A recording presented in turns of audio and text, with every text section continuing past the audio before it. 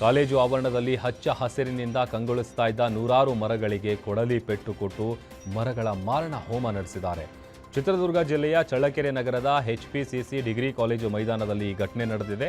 Double road ಮಾಡುವ ಹಿನ್ನೆಲೆ NSS ವಿದ್ಯಾರ್ಥಿಗಳ ಶ್ರಮದ ಮರಗಳನ್ನು ನಾಶ ಮಾಡಿದ್ದಾರೆ. ಬೇವು, ಆಲದ ಮರ, ಹೊಂಗೆ ಮರ ಸೇರಿ ಹಲವಾರು ಮರಗಳನ್ನು ಕಡಿದು ಧ್ವಂಸ ಮಾಡಿದ್ರಿಂದ ಅರಣ್ಯ ಇಲಾಖೆಯ ವಿರುದ್ಧ ಪರಿಸರ ಪ್ರೇಮಿಗಳು ಆಕ್ರೋಶ ಹೊರಹಾಕಿದ್ದಾರೆ.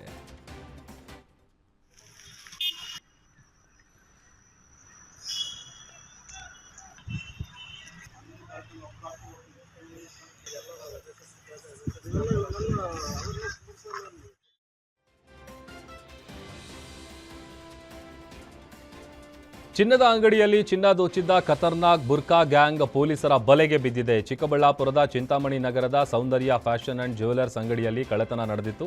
ಕಳೆದ ವರ್ಷ ಇದೇ ಸಮಯಕ್ಕೆ ಬುರ್ಕಾ ಧರಿಸಿದ್ದ 5 ಜನ ಮಹಿಳೆಯರು ಜ್ಯುವೆಲರ್ಸ್ ಅಂಗಡಿಗೆ ಬಟ್ಟೆ ಖರೀದಿಸುವ ನೆಪದಲ್ಲಿ ನುಸುಳಿದ್ರು.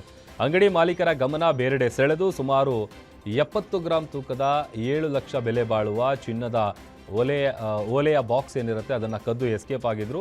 ಸಂಜೆ ಅಂಗಡಿ ಸಮಯ ಮುಗಿದ ಮೇಲೆ ಲೆಕ್ಕ ನೋಡಿದಾಗ ಅಂಗಡಿ ಮಾಲೀಕನಿಗೆ ಶಾಕ್ ಆಗಿದೆ.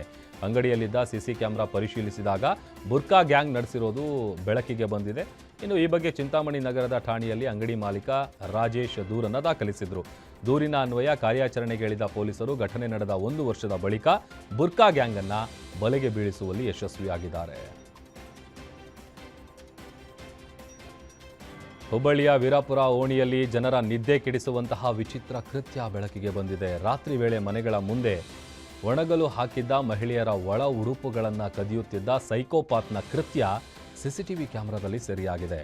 ಘಟನೆಯ ದೃಶ್ಯಾವಳಿಗಳು ನೋಡಿದ ಸ್ಥಳೀಯರಲ್ಲಿ ಆತಂಕ ಹುಟ್ಟಿಸಿರೋದಲ್ಲದೆ ಕಾಮುಕ ಕುಖ್ಯಾತಿಯ ಉಮೇಶ್ ರೆಡ್ಡಿಯಂತೆ ವರ್ತಿಸ್ತಾ ಇರುವ ಸೈಕೋ ಅಂತ ಜನ ಮಾತನಾಡ್ಕೊಳ್ತಾ ಇದ್ದಾರೆ.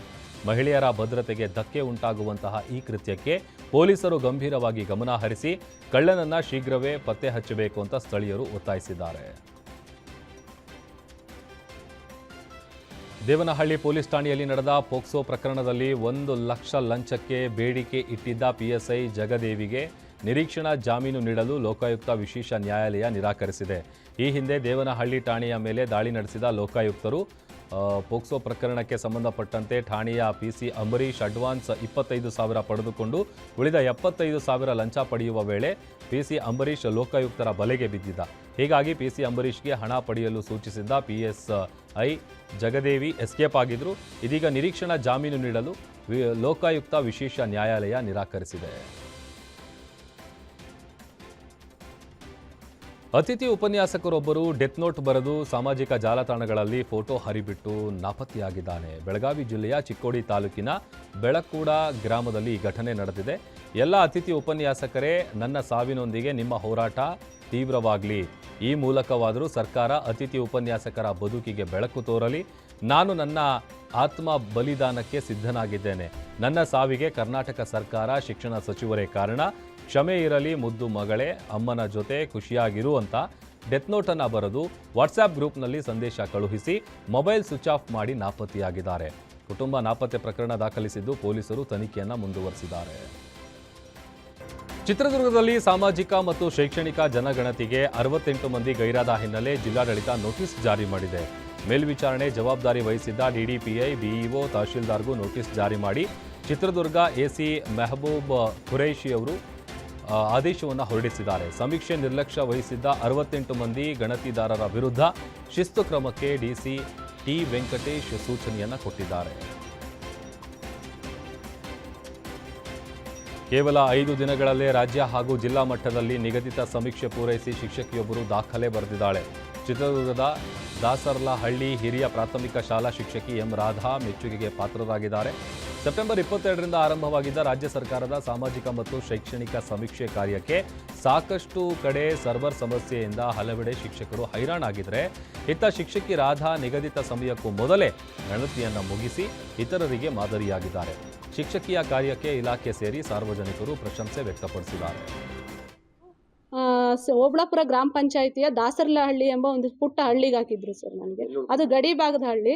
ನಾವು ಅಲ್ಲೇ ಹೋಗಿ ಹಿಂಗೆ ಸೆನ್ಸಸ್ ಮಾಡ್ತಾ ಲಾಸ್ಟ್ ಮನೆ ಯಾರ ಮನೇಲಿ ಮಾಡ್ತಿದ್ವಿ ಅವ್ರ ಮನೇಲೆ ಉಳ್ಕೊಂಡ್ಬಿಡ್ತಿದ್ವಿ. ಮತ್ತೆ ಬೆಳಗ್ಗೆ ಅಲ್ಲಿಂದ ಕಂಟಿನ್ಯೂ ಮಾಡ್ತಾ ಇದ್ವಿ. ಪ್ರತಿಯೊಬ್ಬರು ಚೆನ್ನಾಗೇ ಕೋಆಪರೇಟ್ ಮಾಡಿದ್ರು ಸರ್ ನಮಗೆ.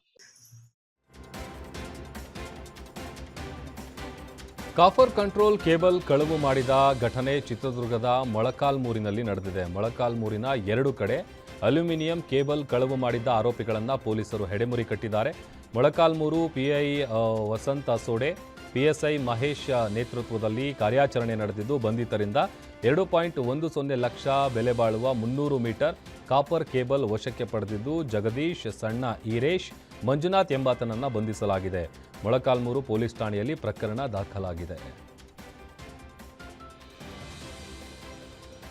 ಶಾರುಖ್ ಖಾನ್ ಕೊಲೆ ಮಾಡಿದ್ದ 8 ಆರೋಪಿಗಳಿಗೆ ಜೀವಾವಧಿ ಶಿಕ್ಷೆ ವಿಧಿಸಲಾಗಿದೆ. ಈ ಕುರಿತಂತೆ 4ನೇ ಹೆಚ್ಚುವರಿ ಜಿಲ್ಲಾ ಮತ್ತು ಸತ್ರ ನ್ಯಾಯಾಲಯ ಶಿವಮೊಗ್ಗ ನ್ಯಾಯಾಧೀಶರಾದ ಮೈಲಸ್ಯಾಮಿ ಚೆಟ್ಟಿಯಾರ್ ಅವರು ಆದೇಶ ಹೊರಡಿಸಿದ್ದು, ಹೊಸ ಮನೆಯ ಹಂದಿ ರಮೇಶ್, ಹನುಮಂತನಗರದ ವೆಂಕಟರಾಮ, ಚಂದ್ರ, ಸತ್ಯಸಾಯಿನಗರದ ಕಾರ್ತಿಕ್, ಮಧುಸೂದನ್, ರಮೇಶ್, ಹೊಸ ಮನೆಯ ನಾಗರಾಜ, ಸತ್ಯಸಾಯಿನಗರದ ಸಿದ್ದಪ್ಪ ಸೇರಿ 8 ಆರೋಪಿಗಳ ಮೇಲಿನ ಆರೋಪ ಸಾಬೀತಾದ ಹಿನ್ನೆಲೆ ಜೀವಾವಧಿ ಶಿಕ್ಷೆಯನ್ನ ವಿಧಿಸಿದ್ದಾರೆ.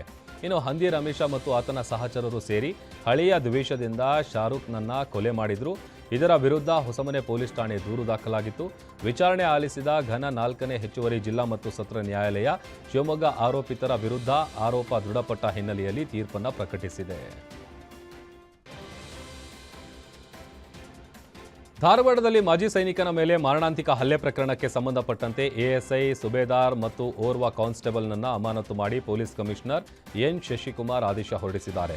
ನಮ್ಮ ಪೊಲೀಸ್ ಸಿಬ್ಬಂದಿಗಳು ಮಾಜಿ ಸೈನಿಕ ರಾಮಣ್ಣ ನಿಪ್ಪಾಣಿ ಮೇಲೆ ಹಲ್ಲೆ ಮಾಡಬಾರ್ದಿತ್ತು, ತಿದ್ದಿ ಬುದ್ಧಿ ಹೇಳಬೇಕಿತ್ತು. ಇದನ್ನು ಪೊಲೀಸ್ ಇಲಾಖೆ ಕ್ಷಮಿಸಲ್ಲ.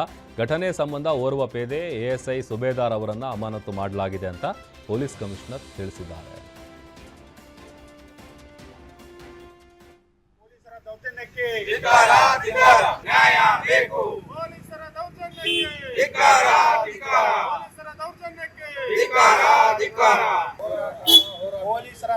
ಇನ್ನು ಓಪನ್ ಇದೆ, ಕ್ಲೋಸ್ ಮಾಡಿ ಅಂತಂದು ಸೂಚನೆ ಕೊಟ್ಟಿದ್ದಾರೆ. ಆ ಸೂಚನೆ ಕೊಟ್ಟಂಥ ಸಂದರ್ಭದಲ್ಲಿ ಅವರು ಸೂಚನೆಯನ್ನು ಪಾಲಿಸಿಲ್ಲ ಮತ್ತು ಅಲ್ಲಿ ಸಂಘರ್ಷಕ್ಕಿಳಿದ್ರು ಅಂತಂದು ನಮ್ಮ ಸಿಬ್ಬಂದಿಗಳು ಕರ್ತವ್ಯಕ್ಕೆ ಅಡ್ಡಿಪಡಿಸಿದ್ದಾರೆ ಅಂತಂದು ಒಂದು ಕಂಪ್ಲೇಂಟನ್ನು ಕೊಟ್ಟಿದ್ದಾರೆ. ಸೊ ಅಲ್ಲಿ ನಡೆದಂಥ ಘಟನೆಯನ್ನು ಕೂಲಂಕುಷವಾಗಿ ನಾವು ಪರಿಶೀಲಿಸಲಿಕ್ಕೆ ನಮ್ಮ ಅಧಿಕಾರಿಗಳಿದ್ವಿ. ನಾನು ಕೂಡ ನಿನ್ನೆ ಭೇಟಿ ಮಾಡಿದ್ವಿ. ತನಿಖೆಯಲ್ಲಿ ಕಂಡುಬಂದ ಹಿನ್ನೆಲೆಯಲ್ಲಿ ಅವರಿಬ್ಬರ ಮೇಲೆ ಇನಿಷಿಯಲಿ ಎನ್ಕ್ವೈರಿನ ಪೆಂಡಿಂಗ್ ಇಟ್ಟು ಸಸ್ಪೆನ್ಷನ್ ಮಾಡಲಾಗಿತ್ತು. ಅದಾದ ನಂತರ ತನಿಖೆಯಲ್ಲಿ ಅವರ ಒಂದು ನಡವಳಿಕೆ ಏನಿದೆ ಅದು ಅಫೆನ್ಸ್ ಅಂತ ಕಾನ್ಸ್ಟಿಟ್ಯೂಟ್ ಆಗಿರೋದ್ರಿಂದ ಮತ್ತು ಆ ಲೇಡಿ ಕೊಟ್ಟಿರೋ ಕಂಪ್ಲೇಂಟ್ ಏನಿದೆ ಆ ಕಂಪ್ಲೇಂಟಲ್ಲಿ ನಮ್ಮ ತನಿಖೆಯಲ್ಲಿ ಕಂಪ್ಲೇಂಟಲ್ಲಿರುವಂಥ ವಿಷಯಗಳು ತನಿಖೆಯಲ್ಲಿ ಕಂಡು ಬಂದದರ ಹಿನ್ನೆಲೆಯಲ್ಲಿ ಇಬ್ಬರು ಸಿಬ್ಬಂದಿಗಳು ಎಎಸ್ಐ ವಿದ್ಯಾನಂದ್ ಸುಬೇದಾರ್ ಮತ್ತು PC ರಾಚಪ್ಪ ಕಣಬೂರ್ ಅನ್ನೋ